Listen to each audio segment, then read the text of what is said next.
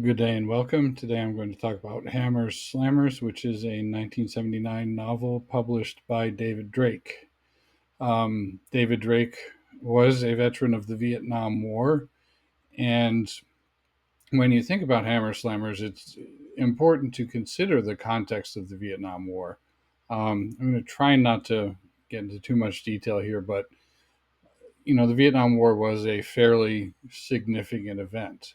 Um, the problem is when you look at the significance of it, um, it's kind of overblown. There's this sense amongst people that World War I was, or World War II was, a good war there, where there was good and evil, and good people saved the world from evil. If you delve too much into the history of World War II, you realize that it's not quite that clear cut, because strange things and bad things always happen in war on all sides. But there we are. But when we look back on World War II, we look back on it as a sort of pure war that was fought by good people for good reasons and good goals. Um, Vietnam, on the other hand, if you were to look at Vietnam and what actually happened, is it a better war than World War II? No. Is it a significantly worse world war than World War II? Well, the United States lost, which obviously didn't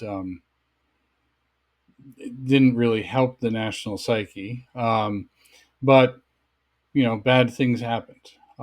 So Vietnam isn't as glamorized as World War II, and it was more of a ambiguous, difficult war. So I know this is kind of a little bit long-winded, but the net of it is that Hammer Slammers, as a future science fiction story written by a Vietnam vet, is going to be a tougher and grittier story than a science fiction, military science fiction story set prior to Vietnam.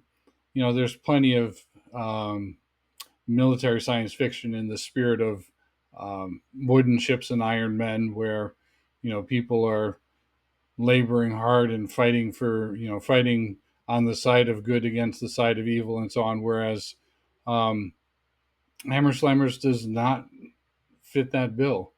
The people are morally ambiguous. Some of them are, evil, however you care to define that.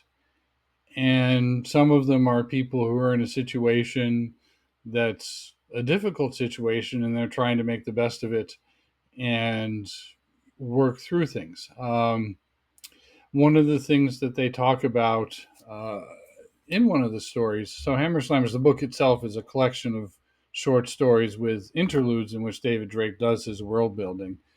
And one of the things one of the characters says is, when you're in the middle of a fight, your loyalties are to more concrete things than the regiment that you happen to be working for.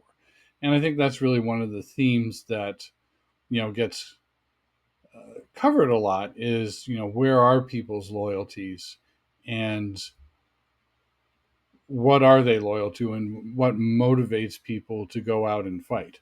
So all that said, is this a book that is worth reading? Yeah, it's worth reading. Is it a fun book? Again, as a morally ambiguous military science fiction story, it's not going to be fun to read per se, but it is interesting to read.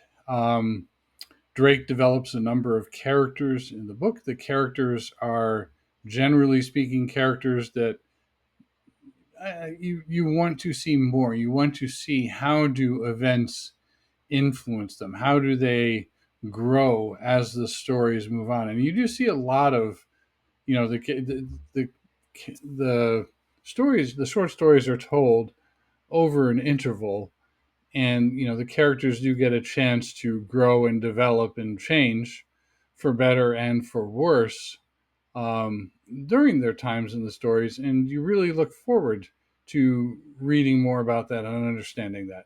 In addition, the what are called the interludes in the book where Drake does the world building and set out the world, are fairly interesting, fairly consistent, and fairly compelling. If you were to look at it, you could say, okay, yeah, that sounds believable. The Bonding Authority, for example, which is a group of banks that fund mercenaries, and as long as they obey the terms of their contract. So they've kind of they've civilized mercenary warfare. Hammer Slammers is a story about a mercenary company or a mercenary regiment, and there are a number of other mercenary organizations that engage in various practices for various reasons. And the Bonding Authority has a set of contractual obligations that the mercenaries need to follow, similar to the Geneva Convention, except it's enforced by the bankers. So if you're a mercenary and you go against the Bonding Authority, then your cash flow gets shut off, which is tends to be very destructive to organizations that it happens to. And when he lays that out, and you talk about the realities of funding companies, um, funding companies, mercenary groups, etc. You say, oh yeah, okay, well that makes sense. That is a thing that I could believe happening, and the way they do things and the way things happen is interesting. And like I said, it's a well developed world. It's not a cheerful world. It's not a happy world. It's not a story of good people overcoming evil, but they are stories that are fun to read and, generally speaking, pretty enjoyable.